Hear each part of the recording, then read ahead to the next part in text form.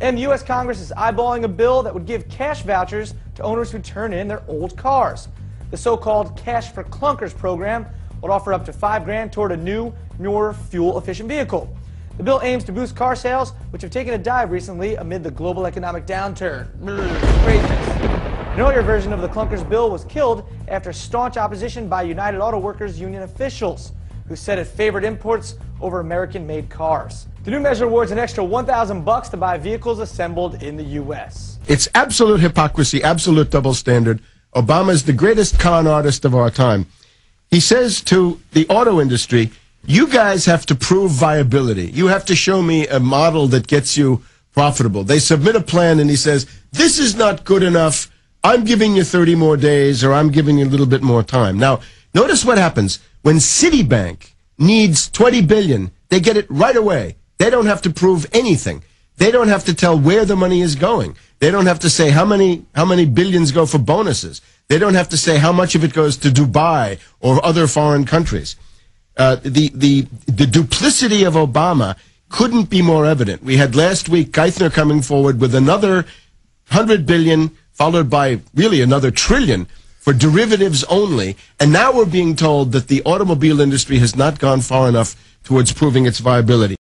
Here they are now approaching a bailout bigger than the entire GDP of the United States, or close to a third of the world GDP in less than 6 months.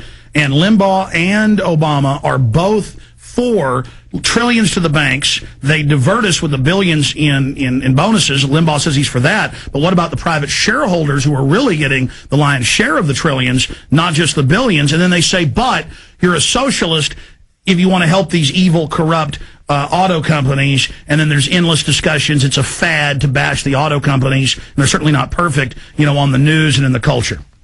Yeah, I don't think auto is perfect. Wagoner was forced out last night, and I think Wagoner was forced out because he was somebody who grew up in General Motors, and he might have fought to defend the idea of having an industrial economy, right, of having jobs. So let's look at it again. AIG got $160 billion from the U.S. government. AIG, to bail out one hedge fund in London. They had created $3 trillion of derivatives. They're AIG financial products. Now, who got that money? About 10 to 12 billion went to Deutsche Bank of Germany, Société Générale of France, and Barclays Bank of Britain. So that's about 35 billion for bankers in foreign countries. And that's the money. If you had that 35 billion, you could easily save Detroit for a couple of years. And generally speaking, 10 trillion for the banks compares to 20 billion for food stamps. So you can get $115 a month of food stamps if you're unemployed. If you're an individual or a family getting $250 a month in food stamps, Obama's going to raise that by about 10%.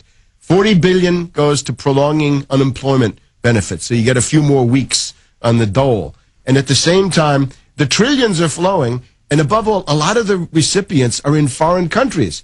If Barclays, Deutsche Bank, and Société Générale are so important, how come Gordon Brown, Monsieur Sarkozy, and Madame Merkel don't save them and bail them out themselves? This is absolutely crazy. What we're being told is that globalized bankers and their web of derivatives across the world, again, it's 1.5 quadrillion of derivatives, are more important than the jobs of 3 to 5 million Americans. If you wipe out Detroit, the American living standard falls by about 25%. That would be my estimate. Stay there. Back in. Truck maker rolled out a new mega-sized SUV at the Chicago show last week, proving that even a global economic downturn, insert thunder here, can't stifle the drive for excess. If you wipe out Detroit, the American living standard falls by about 25%. That would be